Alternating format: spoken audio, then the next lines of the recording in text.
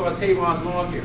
And what happened was when I went to school, I ended up, my lawn care suffered, right? You can't cut grass and be in college. But again, mindset, because when I lost my scholarship, I had a bunch of options. One option was come back to the city and start selling drugs, right? That should have been the last option. Because I could have went to a different school and transferred and got another scholarship by a different coach. I could have came back and started my lawn care business back up. And this is what I call the York trap. Because in York, we see all this stuff that really looks good, social media, we see all this stuff that really looks good, and we're like, hey, I want to do that. And then all of a sudden what happens when you find out that that's not really like that. Right? So I really love speaking about branding, and I really love speaking about reputation, because what happens is our reputation can perceive us. But if you really are about what you say you're about, your reputation will catch up to your brand sooner or later, regardless of what people say. Right? Because I went from the kid that was a college athlete to the kid that smokes weed is going to go to jail. Then I ended up going to jail and I turned into the felon. Right? And then after the felon, I came out and just launched my lawn care business and people started looking at me different. But like I said, life's not all perfect, life's not all roses. Because I got out of jail of April of 2018, after serving 14 months in April of 2018, and I'll never forget, February, less than 2 years, February 26th of 2020, my brother got shot and killed. And when my brother got shot and killed, it was one of the hardest things we would ever have to deal with.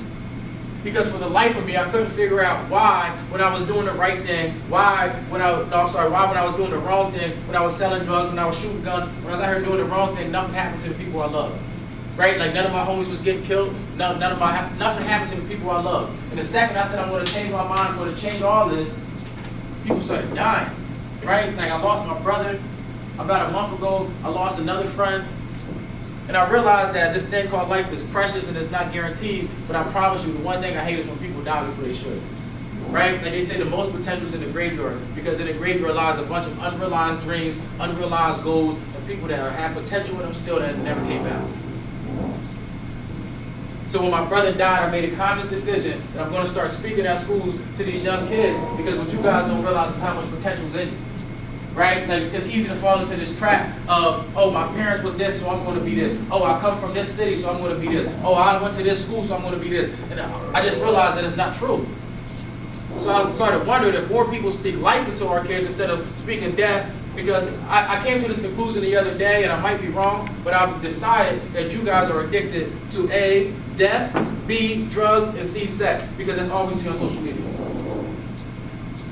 But again, I made a conscious decision when I was at my lowest that I had to change my whole mindset about stuff. So when I started accomplishing stuff, I still had that same mindset as if I didn't have anything, right?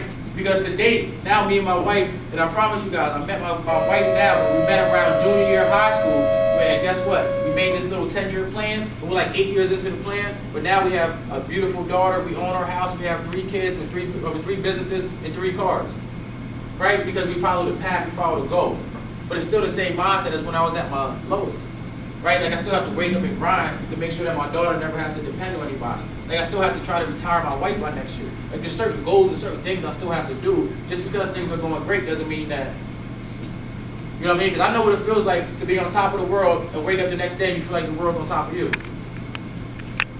But what happens is if you can stay true to your brand long enough, all of a sudden, you'll really start changing your whole mindset and buying in. But what happens is too many times, people try to fake it, right? There's nothing worse than when somebody's running around acting like they're Tarzan and you get to the house and you find out they're really Jane, right? Like people out here love to shoot guns and then they get to jail and they're scared to fight, right? Like so all I ever ask of anybody that I speak to is be true to you and what you say you're going to do. Like don't tell me that you want to be great and go to college and do all these great things and save your family, but then I get on your social media and you're sitting there smoking, you're sitting there twerking, you're sitting there cussing. Like certain things just don't add up and it never made sense to me.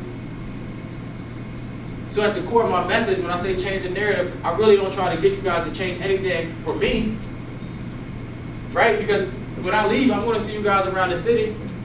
But if you can put on the front and act like you're always doing right, but the dark, but that's done in the dark always comes to light.